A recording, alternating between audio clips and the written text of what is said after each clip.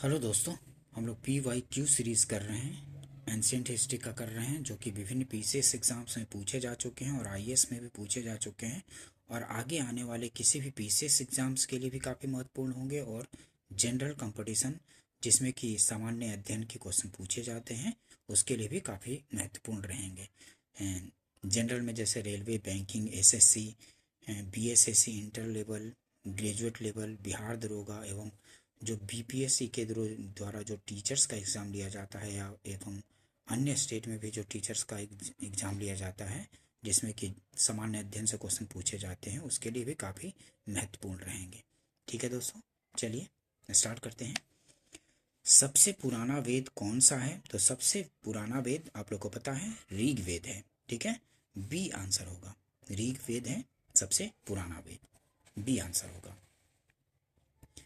त्रय, त्रय नाम है, तीन वेदों का नाम है त्रय, ए आंसर होगा। त्रय नाम है तीन वेदों का। ऋग्वेद, यजुर्वेद, सामवेद को वेद त्रय या त्रय कहा जाता है। ठीक है, जो ऋग्वेद, यजुर्वेद और सामवेद है उसको वेद त्रय या त्रय कहा जाता है। ध्यान रखेंगे, इसको पूछे जाते हैं। किस वैदिक ग्रंथ में वर्ण शब्द का सर्वप्रथम नामोल्लेख मिलता है? तो वर्ण शब्द का सर्वप्रथम नामोल्लेख किस वेद में मिलता है? तो ऋग्वेद में मिलता है। ठीक है, ध्यान रखेंगे। किस वैदिक ग्रंथ में वर्ण शब्द का सर्वप्रथम नामोल्लेख मिलता है? तो वहाँ कहाँ मिलता है? तो ऋग्वेद में मिलता है, ये आंसर होगा। नेक्स्ट देखते हैं, एक्सप्लेनेशन देख लेते हैं, इससे और अच्छे से पता चल जाएगा, ध्यान में आ जाएगा। वर्ण शब्द का सर्वप्रथम उल्लेख ऋग्वेद में मिलता है। ऋग्वेद में वर्ण शब्द रंग के अर्थ में तथा कहीं कहीं व्यवसाय चयन के अर्थ में प्रयुक्त हुआ है। आर्यों को गौर वर्ण तथा दासों को कृष्ण वर्ण ये वर्ण का कहा गया है। प्रारंभ में हम तीन वर्णों का उल्लेख पाते हैं, ब्रह्म, क्षत्र तथा विष। कालांतर में एक चौथा वर्ण शूद्र नाम से समाज में उत्पन्न हुआ। ऋग्वेद के 10वें मंडल, ऋग्वेद का जो 10वां मंडल है कि पुरुष सूक्त में सर्वप्रथम शूद्र शब्द मिलता है। यहाँ चारों वर्णों की उत्पत्ति एक विराट पुरुष के विभिन्न अंगों से बताई गई है। ठीक है, ऋग्वेद के 10वें मंडल के पुरुष सूक्त में सर्वप्रथम शूद्र शब्द मिलता है। यहाँ चारों वर्णों की उत्पत्ति एक विराट पुरुष के विभिन्न अंगों से बताई गई है। ध्यान रखेंगे इस चीज को। वर्ण व्यवस्था से संबंधित पुरुष सूक्त मूलतः पाया जाता है। तो पुरुष सूक्त मूलतः कहाँ पाया जाता है? तो ऋग्वेद में। ठीक है, ऋग्वेद के 10वें मंडल में पुरुष सूक्त में। ठीक है, वर्ण व्यवस्था से संबंधित पुरुष सूक्त मूलतः पाया जाता है तो ऋग्वेद में, सी आंसर होगा। नेक्स्ट देखते हैं, सुमेलित करना है। अथर्ववेद, अथर्ववेद किससे संबंधित है? तो अथर्ववेद है औषधियों से। ठीक है, अथर्ववेद जो है औषधियों से संबंधित है। ठीक है, और ऋग्वेद, ऋग्वेद किससे संबंधित है? तो ईश्वर की महिमा से। यजुर्वेद, यजुर्वेद किससे संबंधित है? तो सी का दूसरा बलिदान विधि से यजुर्वेद संबंधित है। और सामवेद, सामवेद संबंधित है संगीत से।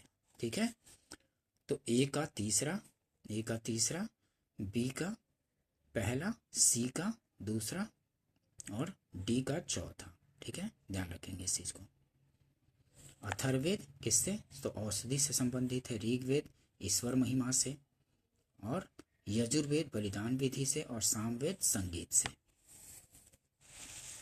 नेक्स्ट देखते हैं, सूची 1 को सूची 2 से मिलाना है। तो सामवेद आपको पता है संगीतमय स्रोत है। ठीक है, सामवेद संगीतमय स्रोत है। और अथर्ववेद तंत्र मंत्र एवं वशीकरण, अथर्ववेद तंत्र मंत्र एवं वशीकरण। और ऋग्वेद किसका है? तो ऋग्वेद से स्तोत्र एवं प्रार्थनाएं हैं। ऋग्वेद में स्तोत्र एवं प्रार्थनाएं हैं, और अथर्व यजुर्वेद में स्तोत्र एवं कर्मकांड है। यजुर्वेद में स्तोत्र एवं कर्मकांड। ठीक है, तो ए का चौथा, बी का दूसरा, सी का पहला और डी का तीसरा है। ठीक है, तो ए आंसर हो जाएगा, ए आंसर हो जाएगा। ठीक है,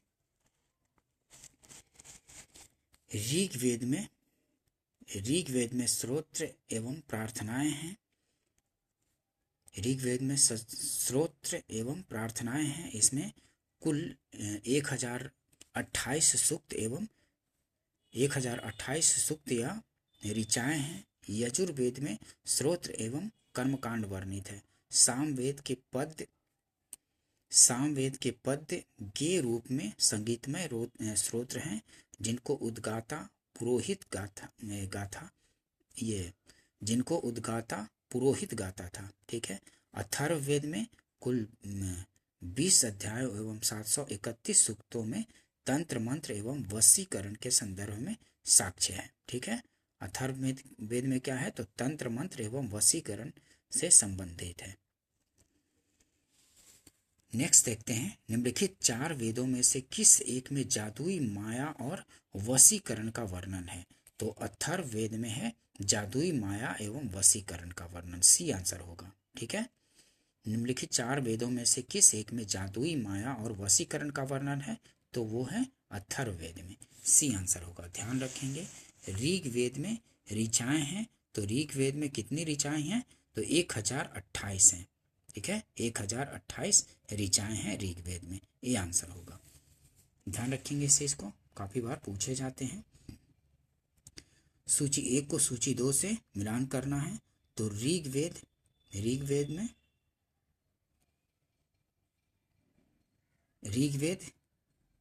के ब्राह्मण ऐत्रेय, ऋग्वेद के ऐत्रेय ब्राह्मण, सामवेद का पंचवीस और अथर्ववेद का है गोपथ ब्राह्मण, और यजुर्वेद का है शतपथ। ठीक है, तो ए का तीसरा, बी का चौथा, सी का पहला और डी का दूसरा हो जाएगा, डी का दूसरा। तो सी आंसर हो जाएगा, ए का तीसरा, बी का चौथा, सी का 1 और डी का दूसरा। एक बार फिर से देख लीजिए, सही सुमेलित इस प्रकार है, ऋग्वेद ऐत्रेय ब्राह्मण, सामवेद पंचवीस, अथर्ववेद गोपथ और यजुर्वेद शतपथ। ठीक है, पूछे जाते हैं। गोपथ ब्राह्मण संबंधित है किससे? तो अथर्ववेद से संबंधित है गोपथ ब्राह्मण। ठीक है, अथर्ववेद से संबंधित है गोपथ ब्राह्मण, सी आंसर हो जाएगा। नेक्स्ट देखते हैं ऋग्वेद का कौन सा मंडल पूर्णतः सोम को समर्पित है? तो ऋग्वेद का कौन सा मंडल है? 9वां मंडल जो है सोम को समर्पित है।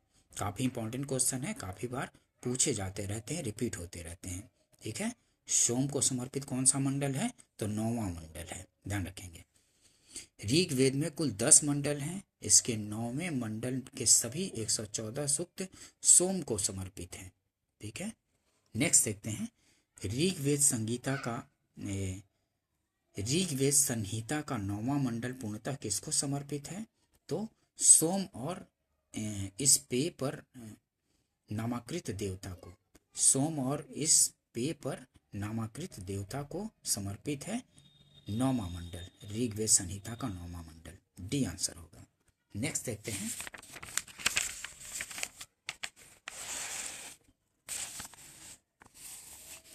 यज्ञ संबंधी विधि विधानों का पता चलता है किससे? तो यजुर्वेद से पता चलता है यज्ञ संबंधी विधि विधानों का पता, डी आंसर हो जाएगा। नेक्स्ट देखते हैं निम्नलिखित में से किसका संकलन ऋग्वेद पर आधारित है? तो ऋग्वेद पर आधारित है सामवेद का संकलन। निम्नलिखित में से किसका संकलन ऋग्वेद पर आधारित है? तो सामवेद का संकलन ऋग्वेद पर आधारित है। ठीक है, ध्यान रखेंगे। नेक्स्ट देखते हैं भारत के किस स्थल की खुदाई से लौह धातु के प्रचलन के प्राचीनतम प्रमाण मिले हैं? तो वो है अतरंजी खेड़ा। ठीक है। अतरंजी खेरा से लौह धातु के प्रचलन के प्राचीनतम प्रमाण मिले हैं। भारत के किस स्थल की खुदाई से लौह धातु के प्रचलन के प्राचीनतम प्रमाण मिले हैं? तो अतरंजी खेड़ा से मिले हैं। बी आंसर होगा। ठीक है, अतरंजी खेड़ा। उपनिषद पुस्तकें हैं, उपनिषद पुस्तकें क्या हैं? दर्शन पर। डी आंसर होगा। ठीक है, डी आंसर होगा, दर्शन पर। उपनिषद पुस्तकें हैं दर्शन पर।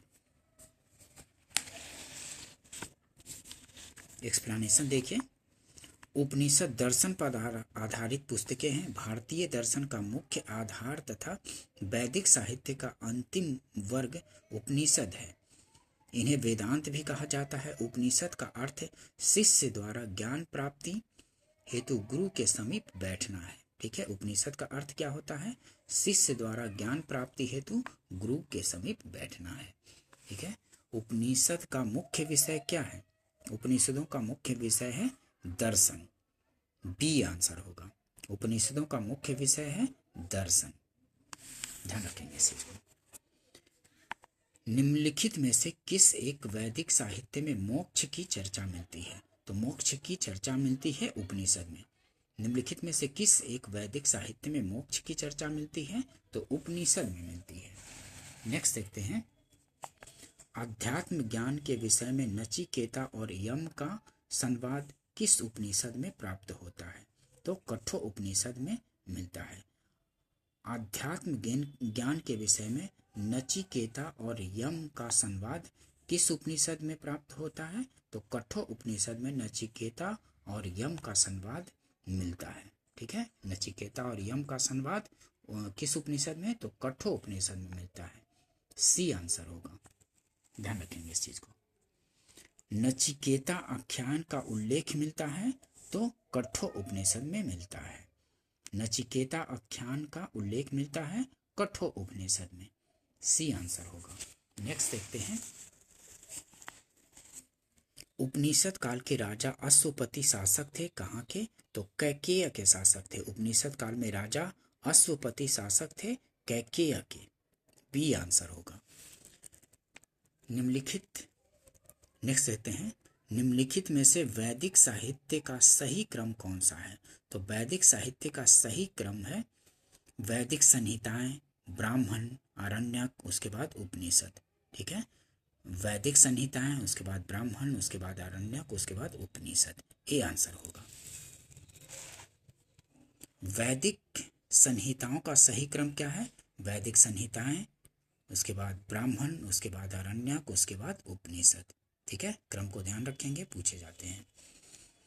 आरंभिक वैदिक साहित्य में सर्वाधिक वर्णित नदी कौन सा है? तो सिंधु नदी है। आरंभिक वैदिक साहित्य में सर्वाधिक वर्णित नदी है सिंधु नदी। ए आंसर होगा। सिंधु नदी का ऋग्वैदिक काल में सर्वाधिक महत्व था, इसी कारण इसका उल्लेख ऋग्वेद में सर्वाधिक हुआ है। ठीक है, ऋग्वेद में सिंधु नदी का सर्वाधिक उल्लेख हुआ है। सिंधु नदी को उसके आर्थिक महत्व के कारण हिरण्यनी कहा गया है तथा इसके गिरने की जगह परावत अर्थात अरब सागर बताई गई है। सरस्वती ऋग्वैदिक आर्यों की सर्वाधिक पवित्र नदी थी। सरस्वती नदी जो थी ऋग्वैदिक आर्यों की सर्वाधिक पवित्र नदी थी। इसे नदीत्मा कहा गया है। ध्यान रखेंगे इस चीज को, पूछे जाते हैं। सरस्वती नदी आर्यों की सर्वाधिक पवित्र नदी थी और इसे नदीत्मा कहा गया है। वैदिक नदी अस्किनी की पहचान निम्नलिखित नदियों में से किस एक के साथ की जाती है? तो चेनाब नदी के साथ की जाती है। किसकी पहचान? अस्किनी की। ठीक है, वैदिक नदी अस्किनी की पहचान निम्नांकित नदियों में से किस एक के साथ की जाती है? तो चेनाब के साथ। ठीक है, सी आंसर होगा। नेक्स्ट देखते हैं। ऋग्वेद में निम्नलिखित किन नदियों का उल्लेख अफगानिस्तान के साथ आर्यों के संबंध का सूचक है? तो वो है कुभा और क्रुम। कुभा, क्रुम। ऋग्वेद में निम्नलिखित किन नदियों का उल्लेख अफगानिस्तान के साथ आर्यों के संबंध का सूचक है? तो कुभा और क्रुम।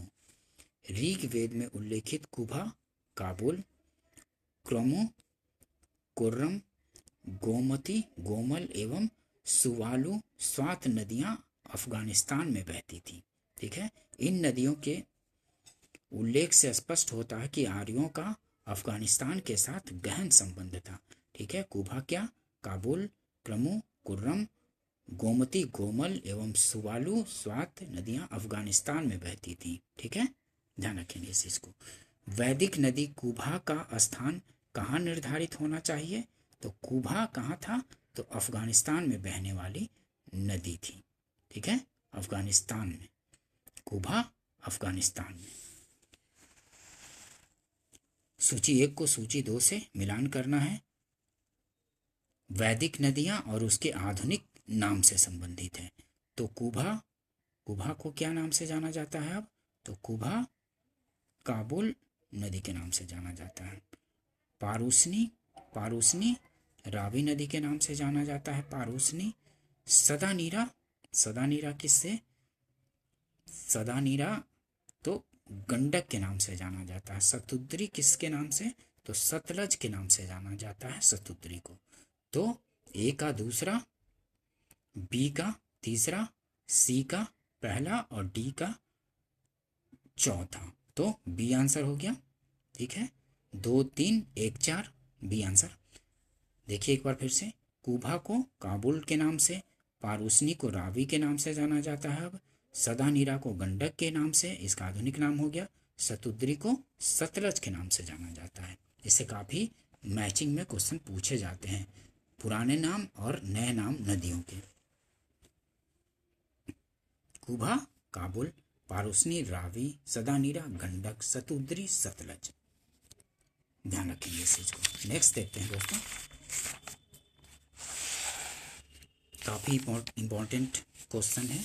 ठीक है, इन सबको ठीक से करेंगे ताकि आगे आने वाले किसी भी एग्जाम्स में आप कर सके ठीक ढंग से। निम्नलिखित में से कौन सी प्रथा चतुष्ट वेदोत्तर काल में प्रचलित हुई? तो कौन सी? ब्रह्मचर्य, गृहस्थाश्रम, वानप्रस्थ और संन्यास।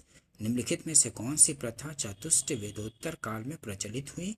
तो ब्रह्मचर्य, उसके बाद गृहस्थाश्रम, उसके बाद वानप्रस्थ, उसके बाद संन्यास। ठीक है, सी आंसर हो जाएगा। आश्रम व्यवस्था क्या था? तो ब्रह्मचर्य, उसके बाद गृहस्थ, उसके बाद वानप्रस्थ, उसके बाद संन्यास का प्रचलन वेदोत्तर काल में हुआ। आश्रम शब्द की व्युत्पत्ति श्रम धातु से हुई है। इसके अंतर्गत मनुष्य अपने जीवन में श्रम पूर्वक विभिन्न आश्रमों के कार्य संपन्न करता है तथा प्रत्येक आश्रम के काल के पश्चात आगामी आश्रम के लिए सन्नद्ध होता था। नेक्स्ट देखते हैं,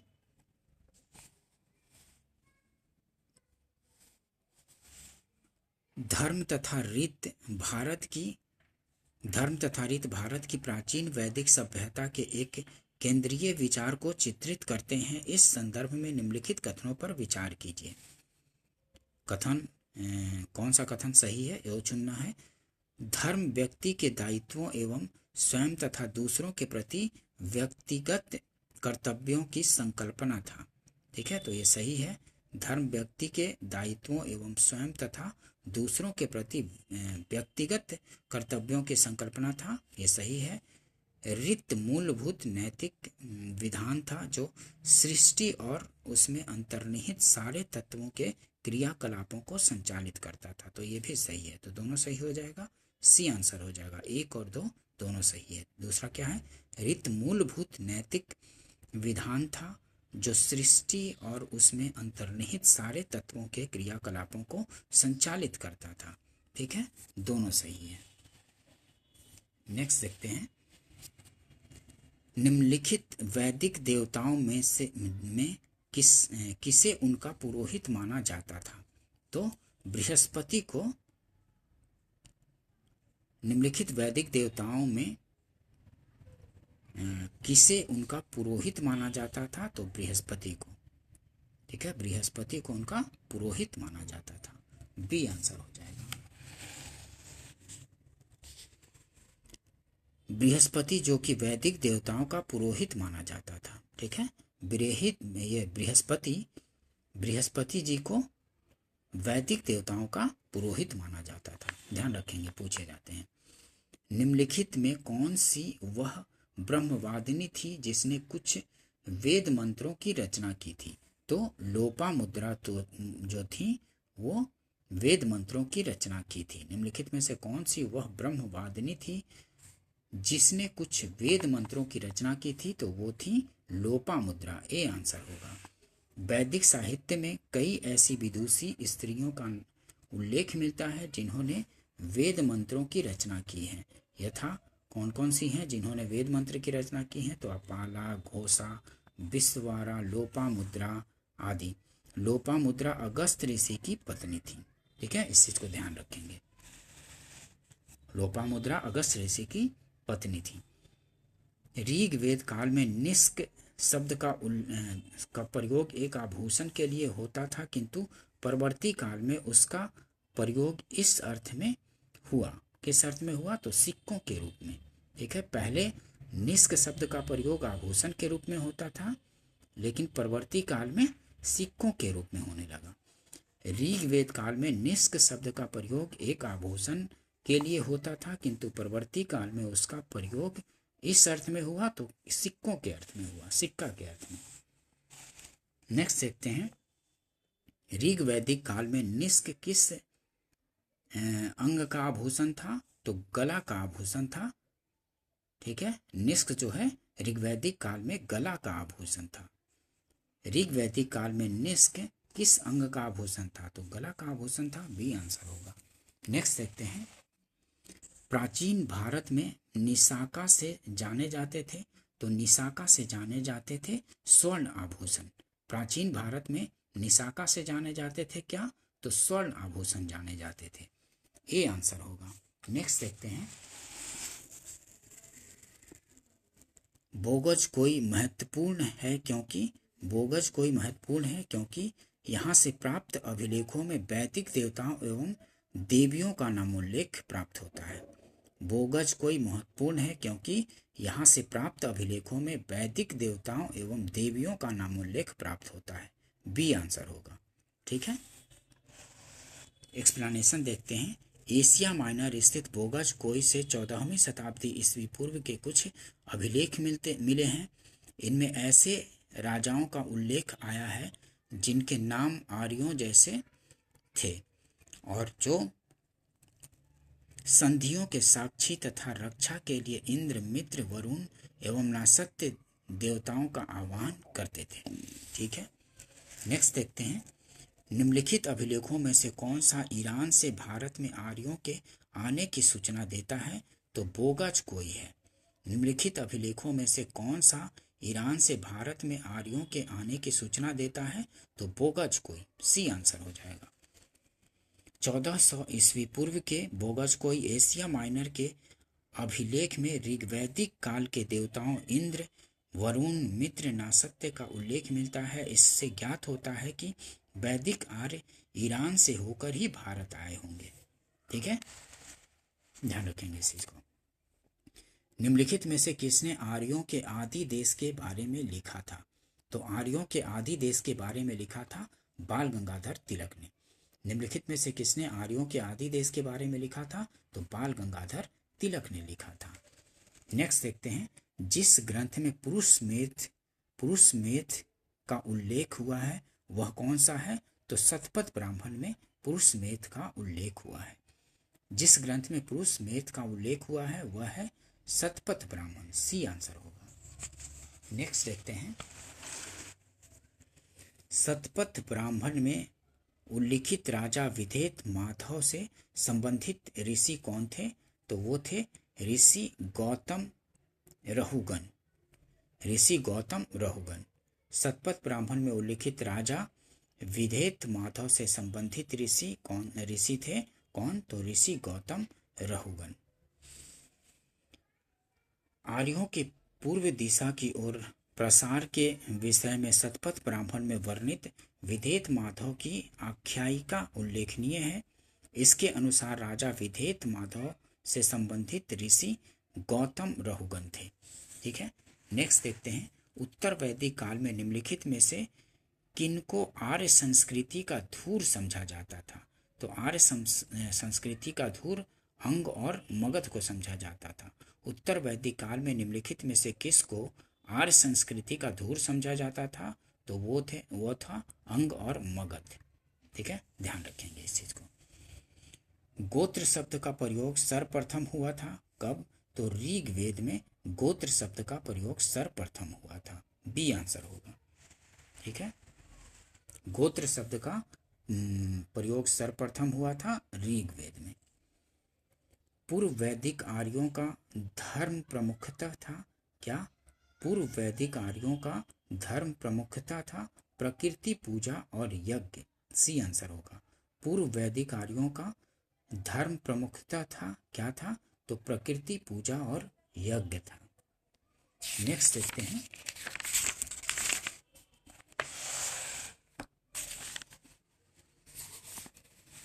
ऋग्वेद काल में जनता निम्न में से मुख्यतः किसमें विश्वास करती थी? तो बलि एवं कर्म कांड में। ऋग्वेद काल में जनता निम्न में से मुख्यतः किसमें विश्वास करती थी? तो बलि एवं कर्म कांड में विश्वास करती थी।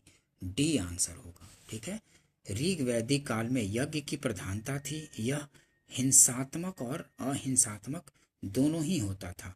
देव पूजा के साथ साथ पितरों की पूजा भी होती थी। ठीक है, ध्यान रखेंगे। नेक्स्ट देखते हैं।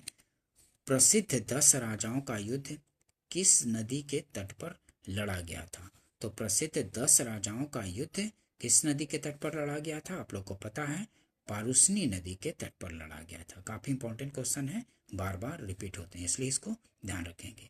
ठीक है, पारुसनी नदी के तट पर लड़ा गया था 10 राजाओं का युद्ध। दशराज्य युद्ध, 10 राजाओं का युद्ध पारुसनी नदी, आधुनिक नाम इसका क्या है? रावी नदी के तट पर लड़ा गया, जिसमें भरतों के राजा क्या थे? कौन थे? तो सुदास ने उन विरोधी जातियों को हराया जिनसे पारुसनी नदी पर शिव, पख्ता और उत्तर पश्चिम की सहयोगिनी जातियां आ मिली थी। भरत जन के लोगों ने इस युद्ध के बाद निश्चित रूप से अपनी प्रधानता आर्य जनों के बीच स्थापित की थी। ठीक है, नेक्स्ट देखते हैं। ऋग्वेद में उल्लिखित प्रसिद्ध 10 राजाओं का युद्ध किस नदी के किनारे लड़ा गया था? तो पारुसनी नदी के तट पर। ठीक है, पारुसनी जो कि आधुनिक नाम इसका रावी है, पारुसनी नदी के तट पर लड़ा गया था। ठीक है, ये आंसर होगा। निम्न में से किस नदी को ऋग्वेद में मातेत्मा, देवीत्मा एवं नदीत्मा संबोधित किया गया है? तो वो थी सरस्वती नदी। निम्न में से किस नदी को ऋग्वेद में मातेत्मा, देवीत्मा एवं नदीत्मा संबोधित किया गया है? तो सरस्वती को। बी आंसर होगा। ठीक है, काफी बार पूछे जाते हैं, इसलिए ध्यान रखेंगे इस चीज को। उस जनजाति का नाम बतलाइए जो ऋग्वैदिक आर्यों के पंचजन से संबंधित नहीं है। तो वो है कीकट। उस जनजाति का नाम बताइए जो ऋग्वैदिक आर्यों के पंचजन से संबंधित नहीं है। तो कीकट संबंधित नहीं है पंचजन से। ठीक है, ऋग्वैदिक आर्यों के पंचजनों में यदु, द्रुह, पुरु, अनु, तुर्बस शामिल थे। कीकट इसमें संबंधित नहीं है, इनसे संबंधित नहीं था कीकट। प्राचीन काल में आर्यों के जीविकोपार्जन का मुख्य साधन क्या था? तो शिकार था। ठीक है, ध्यान रखेंगे।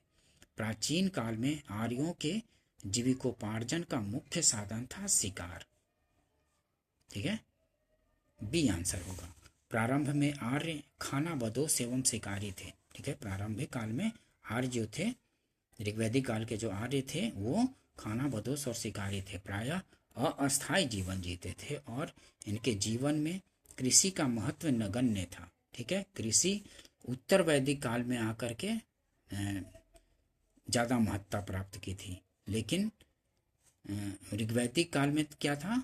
तो वो क्या थे? शिकारी थे, खानाबदोश एवं शिकारी थे, और कृषि का महत्व जो था नगण्य था। उत्तर वैदिक काल में ही आर्यों के अस्थायी आवास का साक्ष्य मिलता है। उत्तर वैदिक काल में वो थोड़ा अस्थायी हो गए थे। उत्तर वैदिक काल में ही आर्यों के अस्थायी आवास का साक्ष्य मिलता है। ध्यान रखेंगे इस चीज को। ऋग्वेद में उल्लिखित यव ऋग्वेद में उल्लिखित यव शब्द किस कृषि उत्पाद हेतु प्रयुक्त किया गया है? तो यव का मतलब था जौ से। ठीक है, ऋग्वेद में उल्लिखित यव शब्द किस कृषि उत्पाद हेतु प्रयुक्त हुआ है? तो जौ हेतु। ए आंसर होगा। नेक्स्ट देखते हैं, वैदिक युग में प्रचलित लोकप्रिय शासन प्रणाली थी? तो वंश परंपरागत राजतंत्र थी। वैदिक युग में प्रचलित लोकप्रिय शासन प्रणाली क्या थी? तो वंश परंपरागत राजतंत्र प्रणाली थी। डी आंसर होगा। वैदिक काल में प्रचलित लोकप्रिय शासन प्रणाली वंश परंपरागत राजतंत्र थी। यद्यपि जनता द्वारा चुनाव के उदाहरण भी मिलते हैं, किंतु जन रुचि राज परिवार के लोगों तक ही जान पड़ती थी। ठीक है, वैदिक युगीन सभा, वैदिक युगीन सभा क्या है? तो मंत्री परिषद ही वैदिक युगीन सभा मंत्री परिषद थी। सी आंसर होगा। नेक्स्ट देखते हैं, किस वेद में सभा और समिति को प्रजापति की दो पुत्रियां कहा गया है? तो अथर्ववेद में। ठीक है, किस वेद में सभा और समिति को प्रजापति की दो पुत्रियां कहा गया है? तो अथर्ववेद में कहा गया है। डी आंसर होगा। नेक्स्ट देखते हैं, आयुर्वेद अर्थात जीवन का विज्ञान का उल्लेख सर्वप्रथम मिलता है? तो अथर्ववेद में मिलता है। आयुर्वेद अर्थात जीवन का विज्ञान का उल्लेख सर्वप्रथम मिलता है, अथर्ववेद में मिलता है। डी आंसर होगा। ऋग्वैदिक धर्म क्या था? तो ऋग्वैदिक धर्म बहुदेववादी था।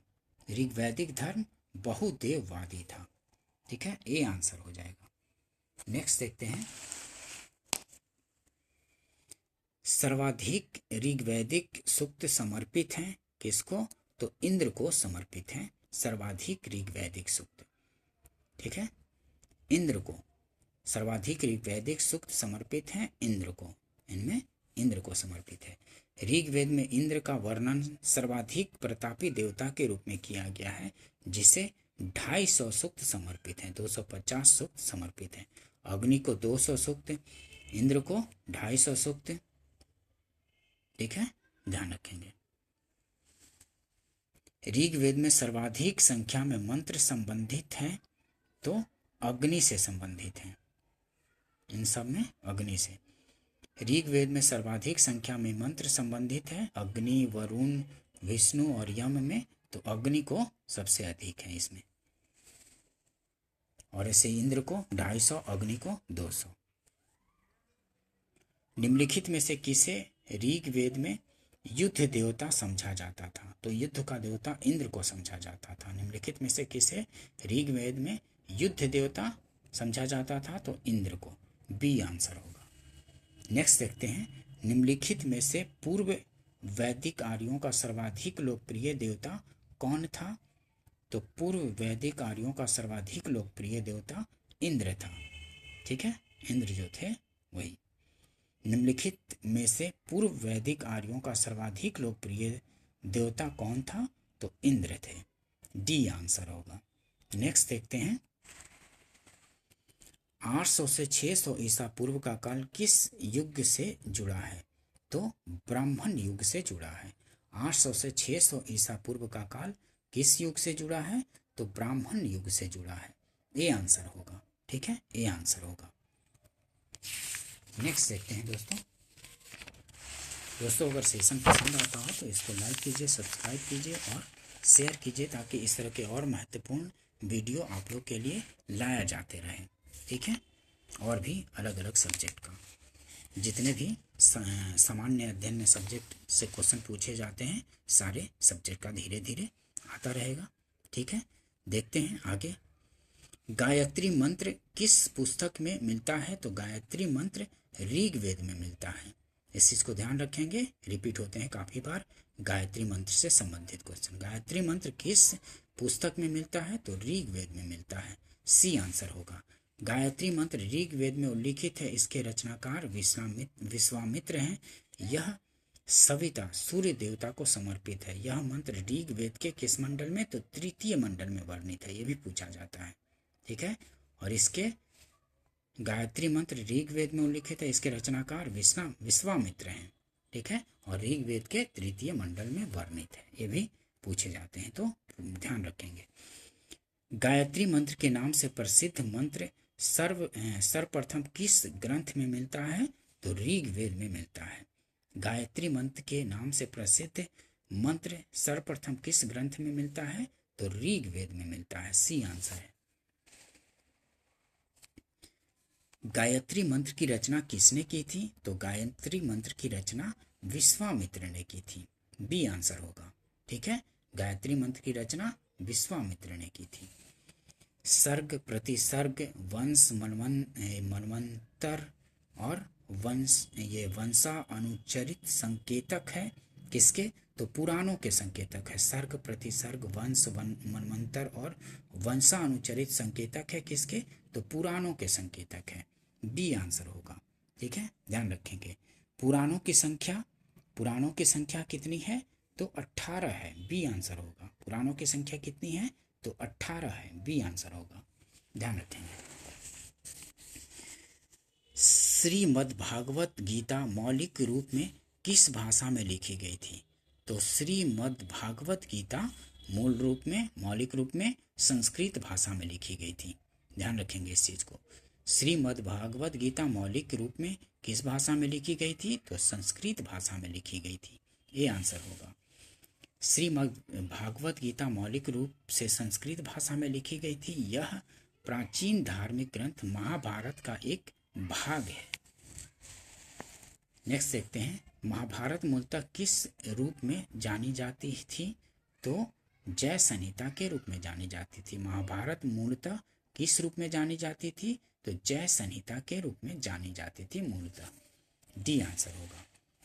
डिटेल्स देखते हैं, एक्सप्लेनेशन से और क्लियर हो जाएगा। महाभारत की प्रारंभिक रचना काल में 8800 श्लोक थे। इसे जय संहिता के नाम से जाना जाता था। महाभारत का दूसरा संस्करण भारत था, जिसमें श्लोकों की संख्या 24,000 थी। वर्तमान महाभारत में 1,00,000 श्लोक प्राप्त हैं।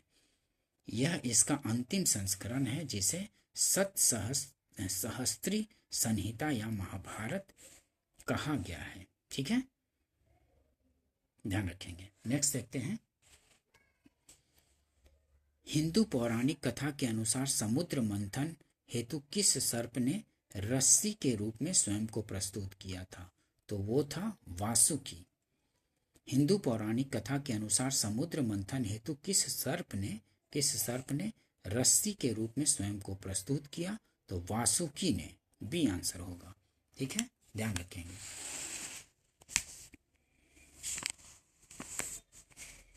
नेक्स्ट देखते हैं, किस काल में अछूत की अवधारणा स्पष्ट रूप से उद्धृत हुई थी?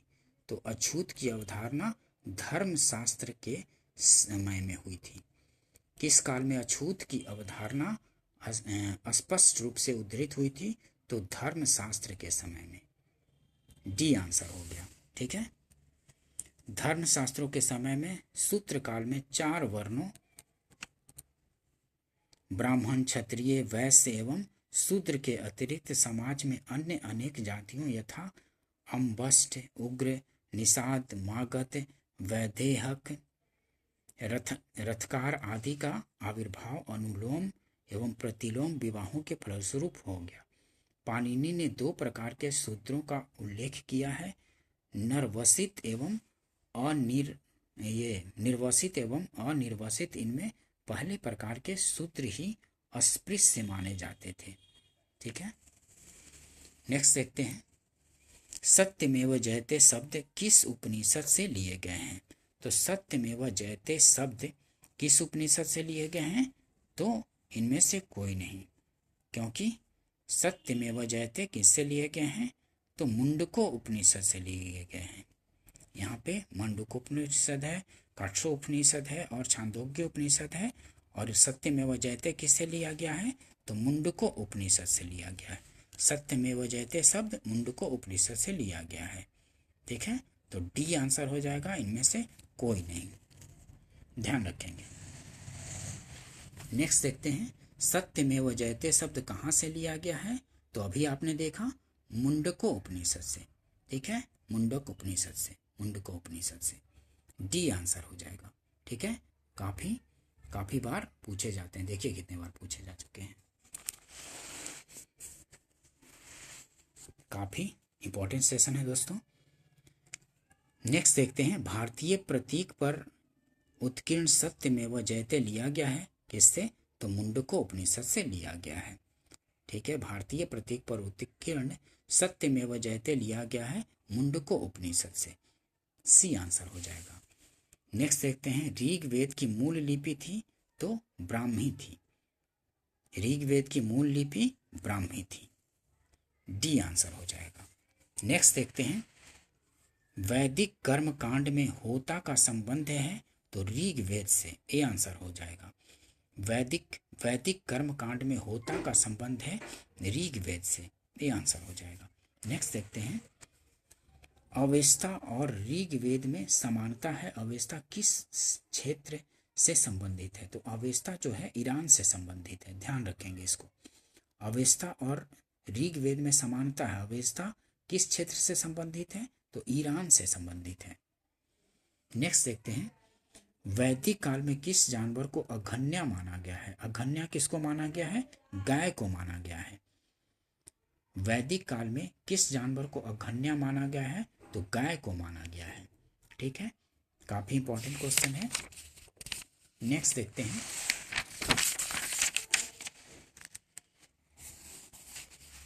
ऋग्वेद में अघन्या का प्रयोग हुआ है किसके लिए? तो गाय के लिए प्रयोग किया हुआ है। वैदिक काल में गाय को अघन्या न मारने योग्य माना गया है।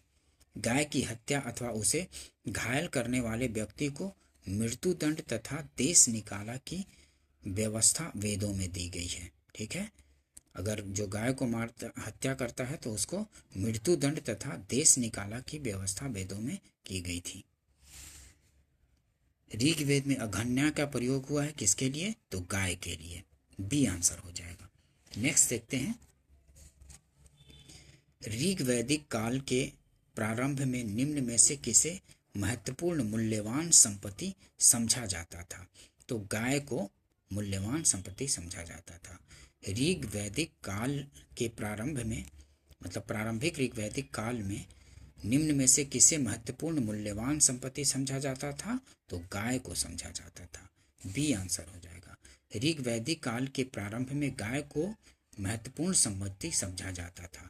इस काल में गाय मुख्यतः विनिमय का माध्यम होती थी। ऋग्वेद के कुछ सूक्तों में गाय को देवता के रूप में कल्पित किया गया है, ठीक है, ध्यान रखेंगे। नेक्स्ट देखते हैं, प्राचीन भारतीय समाज के प्रसंग में निम्नलिखित शब्दों में से कौन सा शब्द शेष तीन के वर्ग का नहीं है? तो कोष अलग है, ठीक है, कोष अलग है।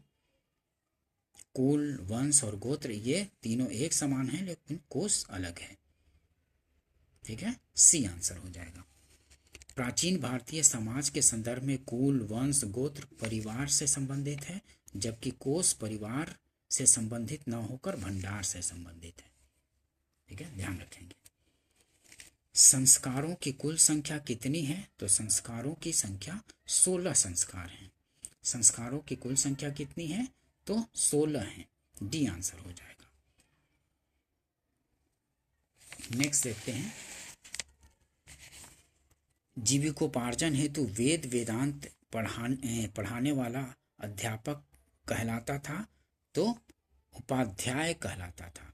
जीविकोपार्जन हेतु वेद वेदांत पढ़ाने वाला अध्यापक कहलाता था, क्या कहलाता था? तो उपाध्याय कहलाता था, सी आंसर हो जाएगा, ठीक है। नेक्स्ट देखते हैं, बौद्ध धर्म से संबंधित क्वेश्चन, इनसे भी काफी क्वेश्चन पूछे जाते रहते हैं, बौद्ध धर्म से संबंधित, ठीक है। गौतम बुद्ध का जन्म कब हुआ था? तो 563 ईस्वी पूर्व में, आप लोग को ध्यान होगा, ठीक है, ए आंसर हो जाएगा। गौतम बुद्ध का जन्म कब हुआ था? तो 563 ईस्वी पूर्व में। गौतम बुद्ध का जन्म कपिल वस्तु के निकट लुम्बिनी में 563 ईस्वी पूर्व में हुआ था। उनके पिता का नाम शुद्धोधन शाक्य गण के प्रधान थे तथा माता माया देवी कोलीय गणराज्य कोलीय वंश की कन्या थी। गौतम बुद्ध बचपन में सिद्धार्थ के नाम से जाने जाते थे। 29 वर्ष की अवस्था में उन्होंने गृह त्याग दिया, जिसे बौद्ध ग्रंथों में महाभिनिष्क्रमण की संज्ञा दी गई है। ठीक है, गृह त्याग को किस नाम से जाना जाता है? तो महाभिनिष्क्रमण की संज्ञा दी गई थी गृह त्याग को। ठीक है, पूछे जाते हैं, ध्यान रखेंगे। 483 ईस्वी पूर्व में कुशीनारा मल गणराज्य की प्रथम राजधानी में 80 वर्ष की आयु में गौतम बुद्ध की मृत्यु हो गई, जिसे महापरिनिर्वाण कहा गया। उनकी मृत्यु को क्या कहा गया? तो महापरिनिर्वाण। कहाँ मृत्यु हुआ? तो कुशीनारा मल गणराज्य की प्रथम राजधानी में 80 वर्ष की अवस्था में। कब? तो 483 ईस्वी पूर्व में। ठीक है, ये सब डिटेल्स पूछे जाते हैं दोस्तों, इसलिए ध्यान रखेंगे। बुद्ध के जीवन की किस घटना को महाभिनिष्क्रमण के रूप में जाना जाता है? तो उनके गृह त्याग को जाना जाता है महाभिनिष्क्रमण के रूप में। ठीक है, बुद्ध के जीवन की किस घटना को महाभिनिष्क्रमण के रूप में जाना जाता है? तो उनके गृह त्याग को जाना जाता है महाभिनिष्क्रमण के रूप में। सी आंसर होगा। नेक्स्ट देखते हैं दोस्तों, गौतम बुद्ध की माँ किस वंश से संबंधित थी? तो कोलीय वंश से संबंधित थी। ठीक है, माँ जो है माया देवी, उनकी माता का नाम माया देवी कोलीय गणराज्य की कोलीय वंश की कन्या थी। ठीक है, कोलीय वंश की थी। ठीक है, माता का नाम माया देवी था, कोलीय गणराज्य की कोलीय वंश से संबंधित थी। बुद्ध का जन्म हुआ था कहाँ? तो कपिलवस्तु के लुम्बिनी में जन्म हुआ था। ठीक है, एग्जैक्ट लोकेशन है लुम्बिनी, कपिलवस्तु के लुम्बिनी में। बी आंसर हो जाएगा। निम्न में से कौन सा नाम बुद्ध का दूसरा नाम है? तो बुद्ध का दूसरा नाम इनमें से कोई नहीं है। ठीक है, ईसा पूर्व 6ठी शताब्दी के नास्तिक संप्रदाय के आचार्य में महात्मा बुद्ध का नाम सर्वप्रमुख है। गौतम बुद्ध का जन्म लगभग 563 ईस्वी पूर्व में कपिलवस्तु के समीप लुम्बिनी वन में हुआ था। गौतम के बचपन का नाम सिद्धार्थ था। ठीक है, इन्हें शाक्य मुनि तथागत आदि नामों से जाना जाता है। आदि गुरु शंकराचार्य को प्रच्छन्न बौद्ध या छिपा हुआ बुद्ध मार्गी कहा जाता था। अतः पार्थ, प्रच्छन्न, मिहिर, गुडाकेश भगवान बुद्ध के अन्य नाम नहीं हैं। ठीक है, इसमें जो पार्थ, प्रच्छन्न, मिहिर और गुडाकेश है, इनमें से कोई भी बुद्ध का नाम नहीं है। इस प्रकार अभीष्ट विकल्प ई है, किंतु छत्तीसगढ़ लोक सेवा आयोग ने अपने प्रारंभिक एवं संशोधित दोनों ही उत्तर पत्रकों में इस प्रश्न का उत्तर बी जारी किया, जो कि गलत था। ठीक है, ध्यान रखेंगे इस चीज को। निम्नलिखित में से किस राजवंश के अभिलेख से इस परंपरा का समर्थन होता है कि लुम्बिनी शाक्य मुनि बुद्ध का जन्म स्थान था? तो मौर्य। निम्नलिखित में से किस राजवंश के अभिलेख से इस परंपरा का समर्थन होता है कि लुम्बिनी शाक्य मुनि बुद्ध का जन्म स्थान था? तो मौर्य राजवंश में। ठीक है, ये आंसर हो जाएगा। नेक्स्ट देखते हैं, निम्नलिखित में से कौन एक अशोक का अभिलेख इस परंपरा की पुष्टि करता है कि गौतम बुद्ध का जन्म लुम्बिनी में हुआ था? तो रूमिनदेई स्तंभ अभिलेख से पता चलता है। निम्नलिखित में से कौन एक अशोक का अभिलेख इस परंपरा की पुष्टि करता है कि गौतम बुद्ध का जन्म लुम्बिनी में हुआ था? तो रूमिनदेई स्तंभ अभिलेख से पता चलता है, पुष्ट करता है। डी आंसर हो जाएगा। नेक्स्ट देखते हैं, निम्नलिखित में से किस राजा के एक अभिलेख से सूचना मिलती है कि शाक्य मुनि बुद्ध का जन्म लुम्बिनी में हुआ था? तो अशोक। निम्नलिखित में से किस राजा के एक अभिलेख से, तो अशोक के अभिलेख से सूचना मिलती है कि शाक्य मुनि बुद्ध का जन्म लुम्बिनी में हुआ था। ये आंसर हो जाएगा। ठीक है, महात्मा बुद्ध का महापरिनिर्वाण कहाँ हुआ? तो कुशीनगर, कुशीनारा में हुआ था। महात्मा बुद्ध का महापरिनिर्वाण कहाँ हुआ था? तो कुशीनगर में। सी आंसर हो जाएगा। 483 ईस्वी पूर्व में 80 वर्ष की अवस्था में वहाँ कुशीनारा में मल्ल गणराज्य की राजधानी जब पहुंचे थे तो वहीं पे उनकी मृत्यु हो गई थी। और इस घटना को महापरिनिर्वाण कहा जाता है बौद्ध ग्रंथों में। ठीक है, उनकी मृत्यु को ध्यान रखेंगे इस चीज़ को दोस्तों, काफ़ी इम्पोर्टेंट क्वेश्चन है। नेक्स्ट देखते हैं बुद्ध से संबंधित। गौतम बुद्ध का महापरिनिर्वाण जिस राज्य में हुआ था वह है, तो कहाँ हुआ था? मल्ल में हुआ था। गौतम बुद्ध का महापरिनिर्वाण जिस राज्य में हुआ था वह है मल्ल। सी आंसर हो जाएगा। नेक्स्ट देखते हैं गौतम बुद्ध ने किस स्थान पर निर्वाण प्राप्त किया? तो कहाँ प्राप्त किया? कुशीनारा में। गौतम बुद्ध ने किस स्थान पर निर्वाण प्राप्त किया? तो कुशीनारा में। ये आंसर हो जाएगा। नेक्स्ट देखते हैं महात्मा बुद्ध का महापरिनिर्वाण किसके गणतंत्र में हुआ था? तो किसके गणतंत्र में? मल्लों के गणतंत्र में हुआ था। महात्मा बुद्ध का महापरिनिर्वाण किसके गणतंत्र में हुआ था? तो मल्लों के गणतंत्र में हुआ था। ये आंसर हो जाएगा। नेक्स्ट देखते हैं निम्नलिखित राज्यों में से किसका संबंध बुद्ध के जीवन से था? तो किसका संबंध बुद्ध के जीवन से था? तो कौशल और मगध का संबंध था। बुद्ध के जीवन से कौशल और मगध का संबंध था। तो सी आंसर हो जाएगा 3 और 4। विकल्प में दिए गए महाजनपदों में से कौशल एवं मगध महाजनपदों का संबंध बुद्ध के जीवन से था।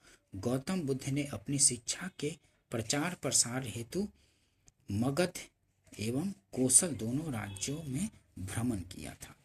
नेक्स्ट देखते हैं निम्नलिखित राज्यों में से किनका संबंध बुद्ध के जीवन से था?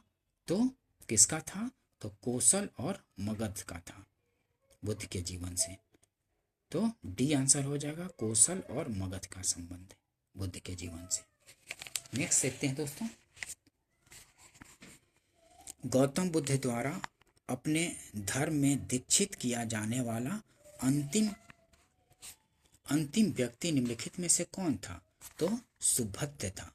गौतम बुद्ध द्वारा अपने धर्म में दीक्षित किया जाने वाला अंतिम व्यक्ति कौन था? तो निम्नलिखित में से कौन था? सुभद्र था। ध्यान रखेंगे। नेक्स्ट देखते हैं बुद्ध ने अपने जीवन की अंतिम वर्षा ऋतु कहाँ बिताई थी? तो वैशाली में बिताई थी अंतिम वर्षा ऋतु। बुद्ध ने अपने जीवन की अंतिम वर्षा ऋतु कहाँ बिताई थी? तो वैशाली में बिताई थी। काफी बार पूछा जाता है, ध्यान रखेंगे। वर्षा ऋतु अंतिम तो वैशाली में। महापरिनिर्वाण सूक्त से अब उनके जीवन के विविध आयामों एवं काल का निर्धारण किया जाता है, जिसके अनुसार बुद्ध ने अपने जीवन की अंतिम वर्षा ऋतु वैशाली में बिताई थी। ठीक है, अपने जीवन की अंतिम वर्षा ऋतु कहाँ? तो वैशाली में। नेक्स्ट देखते हैं निम्नलिखित में से कौन सा एक बौद्ध मत में निर्वाण की अवधारणा की सर्वश्रेष्ठ व्याख्या करता है? तो तृष्णा रूपी अग्नि का समन। निम्नलिखित में से कौन सा एक बौद्ध मत में निर्वाण की अवधारणा की सर्वश्रेष्ठ व्याख्या करता है? तो निर्वाण की अवधारणा का सर्वश्रेष्ठ व्याख्या करता है तृष्णा रूपी अग्नि का समन। ये आंसर हो जाएगा। ठीक है, नेक्स्ट देखते हैं अलार कलाम कौन थे? तो अलार कलाम क्या कौन थे? बुद्ध के एक गुरु थे। अलार कलाम कौन थे? तो बुद्ध के एक गुरु थे। महाभिनिष्क्रमण के बाद ज्ञान की खोज में महात्मा बुद्ध अलार कलाम के आश्रम पहुंचे तथा उनसे दीक्षा ली। अलार कलाम के आश्रम में उन्होंने तपस्या की, किंतु इससे बुद्ध संतुष्ट नहीं हुए। अलार कलाम सांख्य दर्शन के आचार्य थे तथा अपनी साधना शक्ति के लिए विख्यात थे। नेक्स्ट देखते हैं महात्मा बुद्ध ने अपना पहला धर्म चक्र प्रवर्तन किस स्थान पर दिया था? तो अपना पहला धर्म चक्र प्रवर्तन सारनाथ में दिया था। ठीक है, ये भी काफ़ी बार पूछे जाते हैं। ठीक है, देखिए कितने बार पूछे जा चुके हैं, काफ़ी इंपॉर्टेंट क्वेश्चन है दोस्तों, तो इसको ध्यान रखेंगे कि महात्मा बुद्ध ने अपना पहला धर्म चक्र प्रवर्तन किस स्थान पर दिया था, तो सारनाथ में दिया था। नेक्स्ट ये एक्सप्लेनेशन देखते हैं।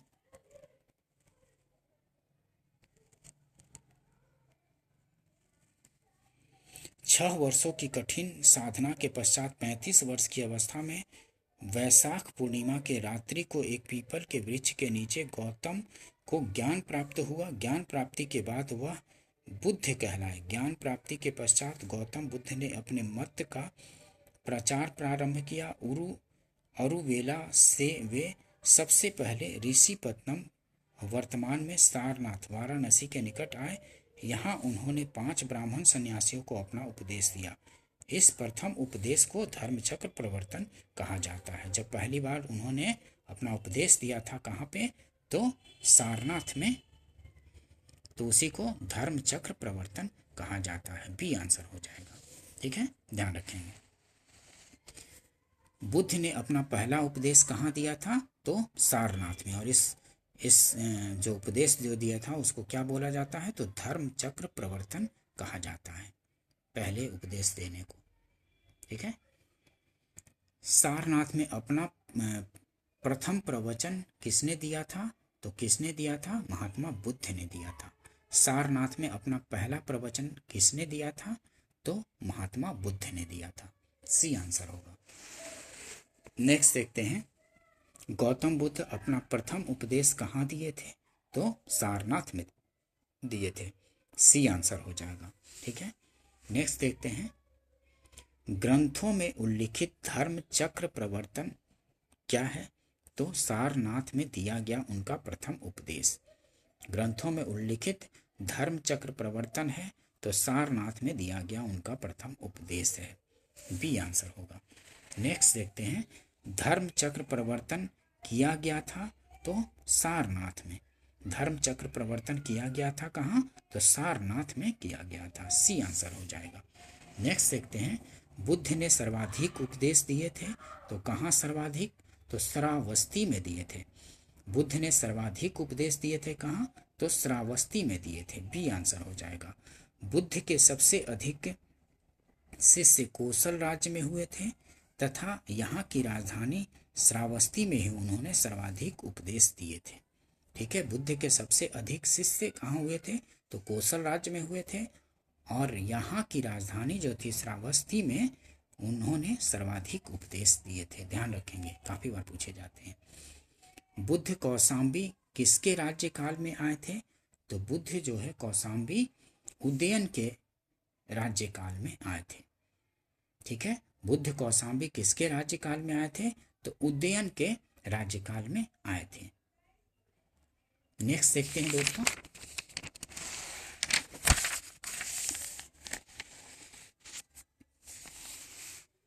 बुद्ध की मृत्यु के पश्चात प्रथम बौद्ध संगीति की अध्यक्षता की गई, तो महाकश्यप द्वारा। ठीक है, बुद्ध की मृत्यु के पश्चात प्रथम बौद्ध संगीति की अध्यक्षता किसके द्वारा की गई थी, तो महाकश्यप के द्वारा की गई थी। ए आंसर हो जाएगा।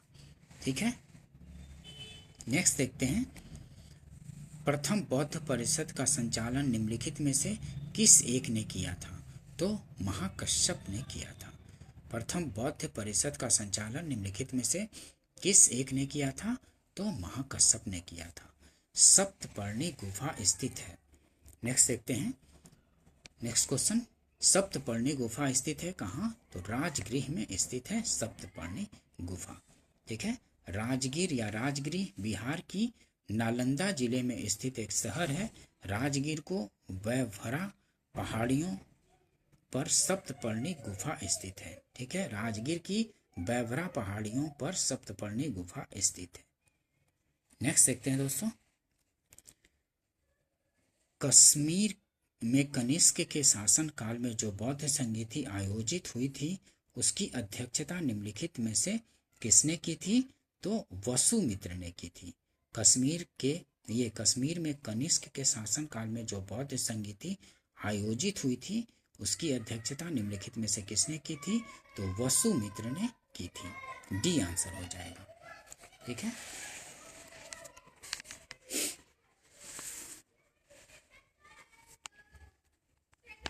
नेक्स्ट देखते हैं। कनिष्क ने कब की थी? तो चौथी बौद्ध संगीति की अध्यक्षता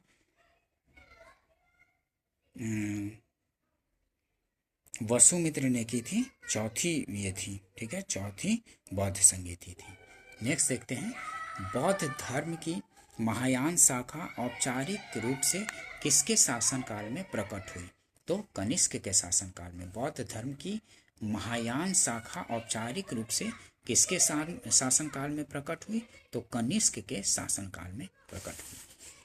नेक्स्ट देखते हैं, कनिष्क के शासनकाल में बौद्ध सभा किस नगर में आयोजित की गई थी?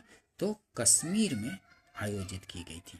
ठीक है, कनिष्क के शासनकाल में बौद्ध सभा किस नगर में आयोजित की गई थी? तो कश्मीर में आयोजित की गई थी। ठीक है, किस शासक के काल में चतुर्थ बौद्ध संगीति का आयोजन कश्मीर में हुआ था? तो उस समय शासक कौन था? तो कनिष्क था। ठीक है, किस शासक के काल में चतुर्थ बौद्ध संगीति का आयोजन कश्मीर में हुआ था? तो कनिष्क के शासनकाल में। ठीक है, सी आंसर होगा। चतुर्थ बौद्ध संगीति परिषद हुई थी कहाँ? तो कनिष्क के शासनकाल में हुई थी। ठीक है, कश्मीर में चतुर्थ बौद्ध संगीति हुई थी कनिष्क के शासनकाल में। ए आंसर हो जाएगा। ठीक है, नेक्स्ट देखते हैं, निम्नलिखित 4 स्थानों में ही बौद्ध संगीतियों का सही कालक्रम नीचे दिए गए कूट से ज्ञात करें। तो सही काल अनुक्रम क्या है? तो सबसे पहले कहाँ हुआ था? राजगृह में, उसके बाद वैशाली में, उसके बाद पाटलिपुत्र में, उसके बाद कश्मीर के कुंडलवन में। तो 2 1 4 3, 2 1 4 3। ठीक है, 2 1 4 3, डी आंसर हो जाएगा। पहले राजगृह, उसके बाद वैशाली, उसके बाद पाटलिपुत्र, उसके बाद कुंडलवन में हुआ था। ठीक है, ध्यान रखेंगे इस चीज को।